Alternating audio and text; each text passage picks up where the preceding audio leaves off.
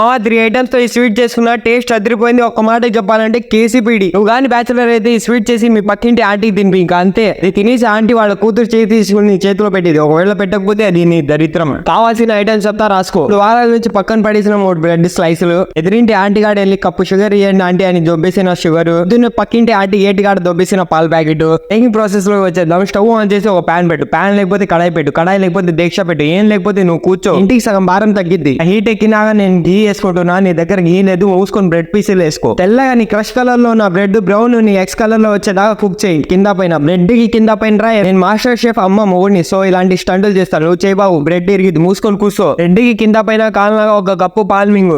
Starting నుంచి ending దాకా flame slim లో పెట్టాలి. ఫుల్ లో పెట్టా మొత్తం బొగ్గు అయితే బొగ్గు నాయాల. పాలు మొత్తం అబ్జర్వ్ చేసేదాకా మూసుకొని ఉండు, కెలక బాగు దాన్ని. యాక్చువల్లీ ఒకటి కామెంట్ చేశాడు, గ్యాస్ బిల్ ఎవడి కడతాడరా మీ బాబా ఎర్రి పువ్వా. చెప్తున్నా, ఇంట్లో కనీసం గ్యాస్ బిల్ కూడా కట్టకుండా మీ బాబు ఎవరు పీకుతున్నాడరా ఎర్రి పువ్వా. పాలు మొత్తం అబ్జర్వ్ అయినా ఇంకో కప్పు పాలు మింగు. సెకండ్ టైం పోసిన పాలు కూడా అబ్జర్వ్ అయినా అది మొత్తం తీసి ఒక ప్లేట్ లో మింగు. అదే ప్యాన్ లో ఒక కప్పు షుగర్ మింగు అని 1/3 కప్పు వాటర్ మింగు. 10 నిమిషాలు ఆ ప్యాన్ కెలకకుండా దానికి జోలికి పోకుండా నువ్వు పక్కన మింగి. ఇప్పుడు ఐటమ్లు అన్నా, ఇప్పుడు 4వ ఐటమ్ వాటర్ పోసావని ఎదవా తెలివి టాటలు చూపించబాకు. 10 నిమిషాల తర్వాత మింగిన షుగర్ సిరప్ అయితే దాన్ని తీసుకుని ఆ బ్రెడ్ మీద మింగు. అంతే, బ్రెడ్ స్వీట్ రెడీ అయిపోయింది. ఇది ఎంత సాఫ్ట్ గా మెత్తగా ఉండిద్ది అంటే నీ ఎక్స్ కూడా పనికిరాదు దీని ముందు.